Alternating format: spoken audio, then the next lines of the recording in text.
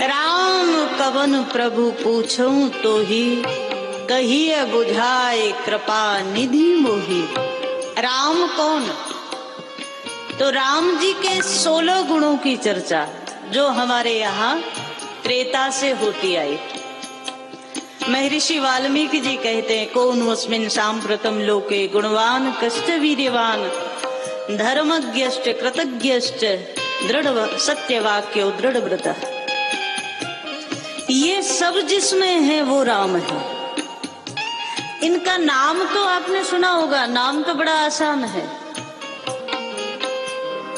धर्मज्ञ सुना होगा, सत्य वाक्य सुना होगा, दृढ़ व्रत सुना होगा, लेकिन इन सब वाक्यों को सुनना अलग बात है और इन सबको जीना अलग बात है। राम ने इन सबको जिया।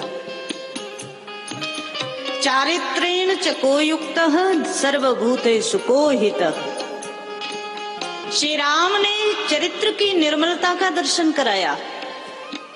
भगवान श्री राम वो हैं जो स्वप्न में भी परस्त्री की ओर जिनका मन नहीं गया, वो राम है।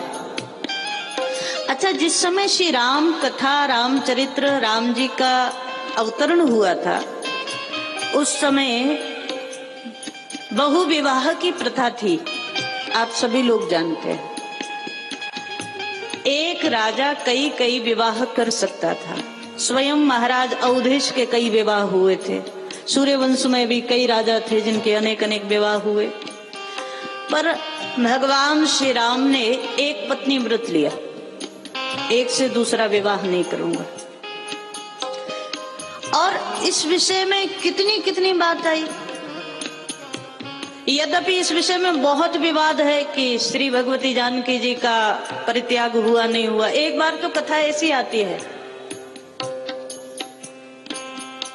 तमिल की एक रामायण है, महर्षि कंबन की रामायण, ई रामावतारम करके एक रामायण।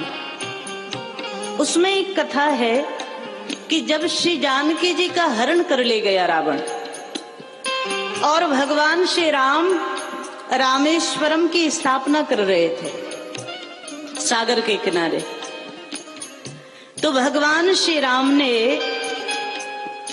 एक चरित्र की दिव्यता, एक चरित्र की निर्मलता समझने की कोशिश करना, सत्य प्रतिज्ञा को समझने की कोशिश करना। भगवान श्री राम ने शंकर जी के स्थापना के लिए संकल्प लिया कि सागर को पार बाद में करूंगा, पहले शिव की आराधना करूंगा। मानस में भी इसका वर्णन आया। तो भगवान श्री राम ने सोचा कि यहाँ आचार्य कहाँ से आए। आचार्य के लिए ध्यान आया कि आचार्य कैसा होना चाहिए, वेदज्ञ हो, ब्राह्मण हो और उसके साथ साथ शिव को आराध्य मानने वाला होना चाहिए, क्योंकि शंकर जी की पूजा होनी, शिव जी की प्रतिष्ठा होनी। तो भगवान श्री राम ने जब तीनों चीजें याद आई कि ऐसा आचार्य मुझे चाहिए, तो रावण में ये सब नजर आया। रावण ब्राह्मण भी है, वेदज्ञ भी है और शिव को आराध्य मानता है, शैव भी है। तो तमिल रामायण में, महर्षि कंबन की रामायण में प्रसंग आया कि स्वयं जामवंत जी को भेजा भगवान श्री राम ने, आप जाओ आचार्य के रूप में रावण को लेकर के आओ। ऐसा वर्णन आया। रावण ने बड़ा स्वागत किया जामवंत जी का। पूछा किस लिए आए हो। रावण ने जब स्वागत किया, बिठाया, तो जामवंत जी ने सारी घटना सुना दी कि राम जी ने भेजा है आपको आचार्य बन करके, निमंत्रण दिया है शंकर जी की स्थापना करने। आप उस निमंत्रण को स्वीकार करेंगे कि नहीं, ये आपके ऊपर है। रावण ने एक ही बात कही, पहली बार जीवन में किसी ने मुझे आचार्य बनाया है और मेरा यजमान राम जैसा हो तो कौन आचार्य नहीं बनना चाहेगा। रावण ने कहा मैं जरूर आऊंगा। जामवंत जी को वापस कर दिया। लेकिन देखो, रावण भी वेदज्ञ है, ब्राह्मण है, ये अलग विषय है। इसके जीवन में ज्ञान ज्यादा है, वो आचरण में नहीं आ पाया। जानता तो सब कुछ है, पर अभिमान के कारण कभी कभी ज्ञान आचरण में, व्यवहार में नहीं उतर पाता। अभिमान से ज्ञान ढक जाता है। रावण ने सोचा कि राम जी अनुष्ठान तो कर रहे हैं शिव स्थापना का, रामेश्वरम की स्थापना का, लेकिन बिना पत्नी के अनुष्ठान पूरा नहीं हो सकता। और पत्नी हमारे पास है राम जी की, तो अनुष्ठान कैसे पूरा होगा? रावण ने कहा, एक नियम है शास्त्रों में, यदि यजमान किसी चीज की पूर्ति ना कर पाए तो आचार्य उस चीज की पूर्ति कर दे। तो रावण ने कहा, आज तो आचार्य मैं हूं और उसकी पूर्ति भी मैं ही कर सकता हूं। रावण ने अपना विमान बुलाया, श्री जानकी जी को बिठाया, यहां से श्री जानकी जी को सारी घटना बताई। श्री राम सागर के किनारे शंकर जी की स्थापना कर रहे हैं, रामेश्वरम की स्थापना कर रहे हैं, लेकिन जानकी जी से कह दिया, मेरा आदेश ना हो तब तक पुष्पक विमान से नीचे नहीं उतरना है।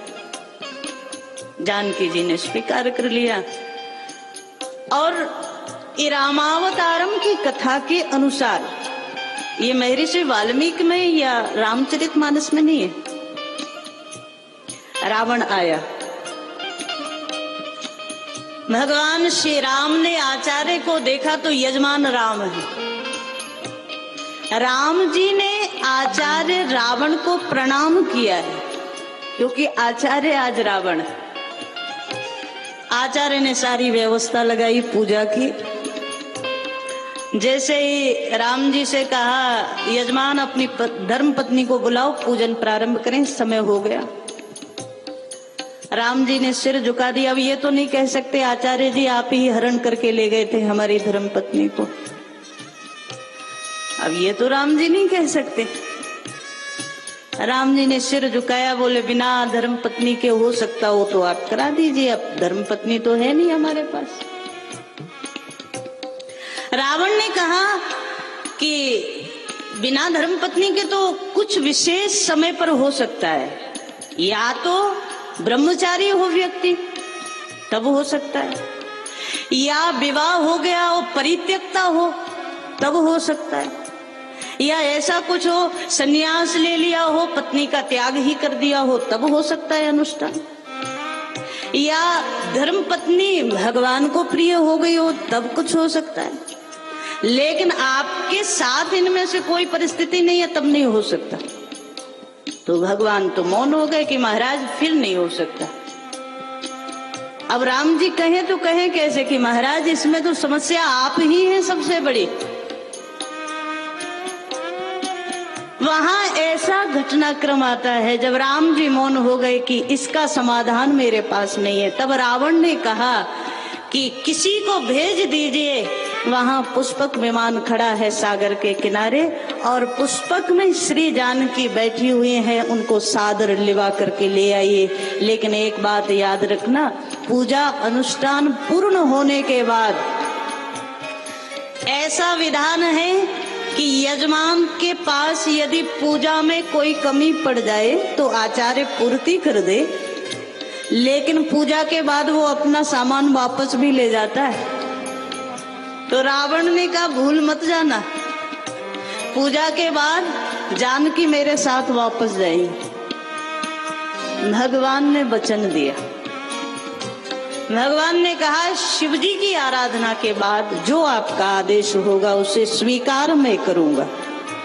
मानस में यद्यपि ये कथा नहीं है, वहां वर्णन आया कि रावण ने श्री जानकी सहित राम जी को यजमान बनाया, वहां शंकर जी की अनुष्ठान पूरा संपन्न कराया। जैसे ही रामेश्वरम की स्थापना का नंबर आया तो रावण ने कहा कि यजमान शिवलिंग कहाँ है, लेकर के आइए। अब हनुमान जी महाराज शिवलिंग लेने गए थे, कैलाश पर, सो लौट कर नहीं आ पाए। भगवान बोले आते ही होंगे। रावण ने कहा शुभ मुहूर्त निकलने वाला है, अभी अभी बस एक आध क्षण में शुभ मुहूर्त निकल जाएगा, फिर कोई फायदा नहीं। तो भगवान ने कहा कोई बात नहीं, फिर हम और मैं और जानकी यहाँ बालू का ही शिवलिंग बनाए। और तब ऐसी घटना आती है, हम लोग जिन रामेश्वर भगवान का दर्शन करते हैं वो भगवान ने बालू का शिवलिंग बनाया है और वहां पर रावण के द्वारा वो प्रतिष्ठित कराया गया। ये महात्मा आज भी वहां रामेश्वरम भगवान का दर्शन करने आप लोग जाएं तो वहां एक लिखा हुआ है, मंदिर में भी ये इतिहास लिखा है। रावण ने प्रतिष्ठा कराई, बाद में भगवान बोले आप आचार्य हैं, आप मांग लीजिए क्या चाहिए, मैं यजमान हूं, मुझे दक्षिणा तो देनी चाहिए। रावण बोला महाराज आप मुझे क्या दक्षिणा देंगे, मैं आपका आचार्य हूं, मेरे पास त्रैलोक्य की संपदा है, जिसकी दीवार और दरवाजे भी सोने के बने हों, उसको क्या चाहिए। राम जी से बोला, बाद में बोला कि एक काम आप कर सकते हैं। भगवान बोले क्या।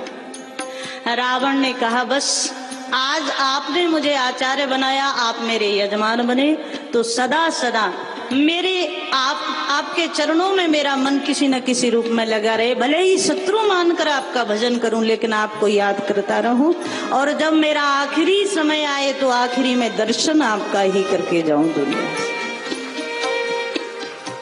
मैं मेरे यजमान का दर्शन करके जाऊं। रावण ने कहा राम जी के चरित्र की पवित्रता ये है महाराज, बैरी हूं राम बढ़ाई करही, शत्रु भी राम से शत्रुता नहीं कर पाते, वैरी भी राम से शत्रुता नहीं कर पाते। वाल्मीकि जी महाराज बड़ा प्रिय कहते हैं, चारित्रेण च को युक्तः सर्वभूतेषु को हितः, सभी भूतों का हित करने वाले राम। विद्वान कह कह समर्थश्च, विद्वान दुनिया में कई होंगे लेकिन कल भी हमने कहा था विद्या के साथ नम्रता और विद्या के साथ वितरण, दो चीज राम जी में। गुरुजी जो सिखाते हैं उसको आकर के अपने छोटे भाइयों को सिखाते हैं, सखाओं को सिखाते हैं। गुरुजी ने आज ये पाठ पढ़ाया था, कह समर्थश्च, समर्थ केवल शक्ति के बल पर दुनिया को जीतता है, पर राम जी प्रेम के बल पर दुनिया को जीतते हैं। मानस में दर्शन आता है, कष्टैक प्रिय दर्शन है, राम प्रिय दर्शन है। प्रिय दर्शन मतलब केवल सुंदर दिखने का मतलब प्रिय दर्शन नहीं।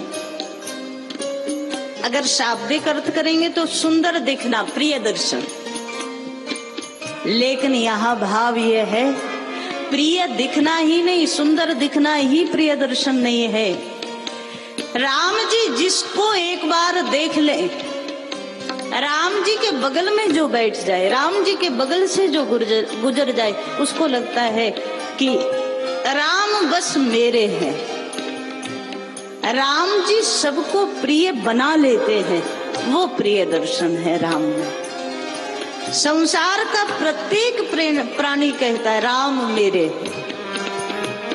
और एक बात आपको कहें, दो में से एक हो जाए ना तो कल्याण हो जाए, दो में से एक कर लो, पता है क्या, या तो राम के हो जाओ या राम को अपना बना लो, दो में से एक हो जाएगा, उस दिन जीवन का परम कल्याण हो जाएगा। या तो ये कहना शुरू कर दो राम मेरे हैं, या ये कहना शुरू कर दो मैं राम का हूं, दोनों का मतलब एक ही। मानस में दर्शन आया, अयोध्या वासी जहां रहते हैं, राम जी कहते हैं अति प्रिय मोहि यहाँ के वासी। मुझे अयोध्यावासी बड़े प्रिय है। अयोध्यावासी मतलब केवल अयोध्या की थोड़ी भूमि में रहने वाले नहीं, जिनके दिल में भगवान राम बसते हैं, जिनके हृदय रूपी अयोध्या में राम बसते हैं, वो सब अयोध्यावासी हैं और वो सब राम को प्रिय है। मानस में दर्शन आता है। हमारे मन रूपी अयोध्या में राम बसते हैं ना, तो सब हमारे प्रिय हैं। बोलो भक्त वत्सल भगवान की। आज हमारा परम सौभाग्य, यहाँ हम आप सभी लोग दर्शन कर रहे हैं, जिन्होंने योग और आयुर्वेद के माध्यम से संपूर्ण विश्व में भारत की धर्म ध्वजा को कोने कोने तक फहराया। ऐसे आचार्य बालकृष्ण जी महाराज हमारे मध्य में हैं। व्यासपीठ से बहुत बहुत अभिवादन महाराज श्री का।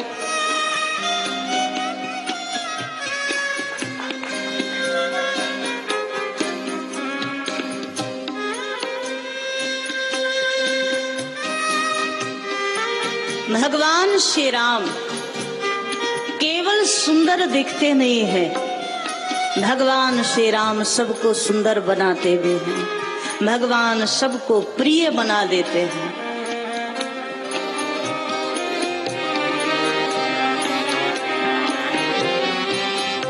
हम सब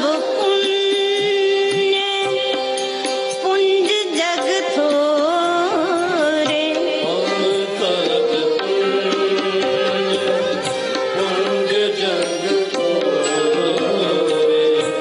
जिन्हीं राम जानत कर मोरे, जिन्हीं राम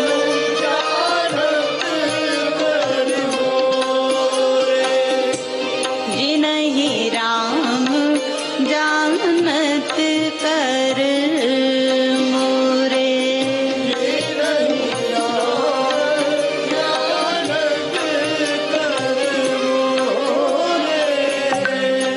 हम सब वो पुण्यवान हैं जिनको राम अपने समझ करके याद कर ले।